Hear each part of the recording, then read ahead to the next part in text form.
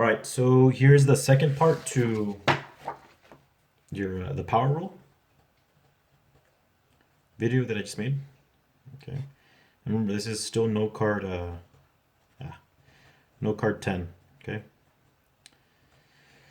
All right, so the first one, and I'll go ahead and put a PDF on the website um, for you guys to take a look at the problems that I'm looking at. Okay, but I'm also going to go and write it here. I'm not going to go over. I may not have time to go over all of them. Depends on the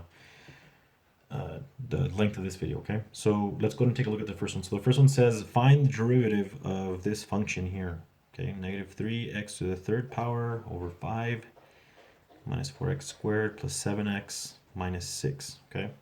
Now this is still a power rule because this is a polynomial, okay? And then everything's good to go. All the variables are on top, and then we don't have any radicals. We don't have any roots, okay? So we're gonna go ahead and take the derivative. Pretty basic question, okay? So 3, I'm gonna go ahead and move this power up to the front, multiplied to the numerator, okay? So it's gonna be negative 9, and then take away 1x to the second power, and then divide it by 5. And then minus 4 times 2, so it's minus 8. Take away 1, we get x to the first power, I'm not going to write it, plus 7. Because the derivative of this 7x is 7, and the derivative of that is just 0. So bam, done. Alright, so that one's pretty simple. Okay. The next one, it says find dp dt. So find the derivative of p with respect to t. Okay. And here is p. P is equal to t to the negative 4 over 3 minus t to the negative 3 over 9 plus t squared minus 5. Okay, so this is just a different way of saying find the derivative of this function knowing that your variable is t. Okay, this one says it very subtly, but this is just a different way of saying it. Okay, so I'm going to find the derivative. So dp dt will be equal to us doing the power rule here. So it's going to be negative 4 t to the negative 5 over 3 plus 3, because negative 3 times a negative is a positive 3, t to the negative 4, since it's a minus 1 over 9. We'll reduce this in a minute, plus 2t, and then this is just a 0. So the derivative of negative 5 is 0. Now, once again, this is already your answer, but I'm going to go ahead and rewrite it just to get some practice. So it's going to be negative 4 3t to the 5th. Since this is negative, it comes to the bottom. I'm going to reduce this. I'm going to put 1 over 3, reduce this to 1/3, and bring this down to the bottom, t to the 4th, plus 2. Okay? So bam, that's our answer right there, okay? All right, so now the next portion here, we have another one. I like this example because since we already know some other rules already,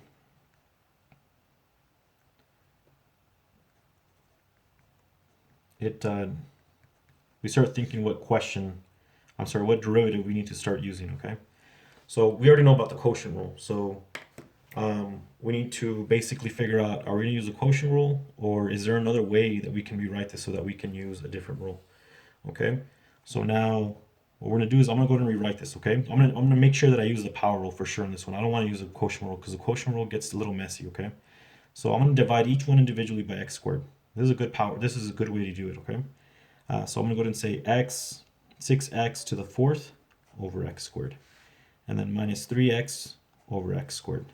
And then plus 14 over x squared. So now I have this to work with now, and I'm going to simplify it and move everything to the top so that I can go ahead and take the derivative. So once again, I'm doing it step by step. You guys probably won't have to do this, but just so you guys can see every step, okay? This simplifies as 6x squared. And then this one simplifies as negative 3 over x, since there's 1 here, and then this one cancels out, right? And then this one here, we have 14 plus 14 over x squared. So now my goal here was just to basically have one variable either on top or bottom. Now I'm going to move everything on top. So this one's ready. This one, if I move it on top, it becomes negative 3x, or minus 3x to the negative 1. This one's plus 14x to the negative 2. So now this one's good. It's all ready to go. And we can take the derivative. One thing that I did not mention, and is a trap that a lot of students run into and that I just ran into myself, is that I need to make sure I need to keep this derivative symbol, because not having it on there implies that I already took the derivative and I haven't yet. Okay, so now I'm ready to take the derivatives. Now I can put equals to and then actually use this power rule that I've used before, okay?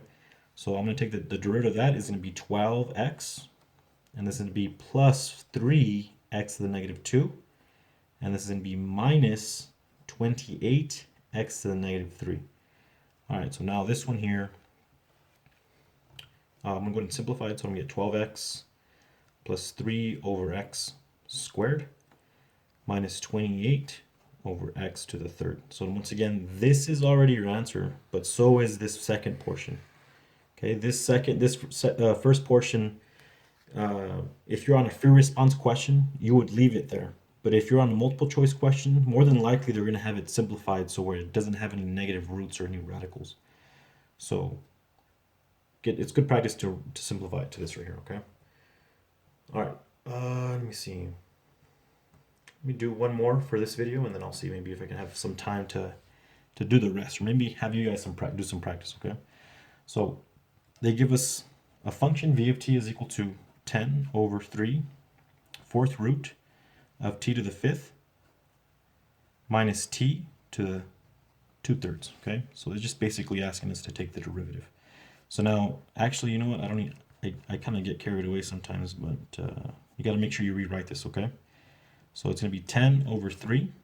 And then rewriting this basically means you have to move it on top. So it's going to be a negative power. And then I'm going to go ahead and simplify this and rewrite this. So it's going to be to the 5/4, okay? Minus t to the 2/3. Now we can take the derivative, okay? So now I'm going to go ahead and write 10 over 3 times negative 5 over 4. And then I'm going to take away a 4 over 4. I know I wrote it before, but now I'm going to go ahead and start skipping that step. So minus 4 over 4 becomes negative 9 over 4. And then taking the derivative of this, bring this 2/3 to the front. Minus 3 over 3 becomes a negative 1/3. Okay, so now this is your derivative. And I'm going to simplify this before I rewrite some stuff. So I'm simplifying the 10 and the 4, reducing it by 2. So this becomes a 5, this becomes a 2, okay? So now I'm going to multiply 5 times negative 5 is a negative 25. 3 times 2 is a 6. I know this is negative, so it's going to go on the bottom. The 4 is the root because it's the denominator. And then the 9 is the power, so it's going to go right here. The same thing for this one. So the 2 is the numerator. The 3 is the denominator. All this is going to go to the bottom. So it's going to be the cube root because it's 1/3. And then raised to the first power, but I don't have to write that down. So technically this is your answer. And this is your answer too. So both of these are your answer. But this one looks a lot cleaner. Okay. All right. So that's enough for that one. There's 7 problems in total. I just did 4. So I'll make another video so that I can upload them a lot quicker. But this is 1 through 4. Okay. If you have any questions, comment, or yeah, we'll figure it out. Okay.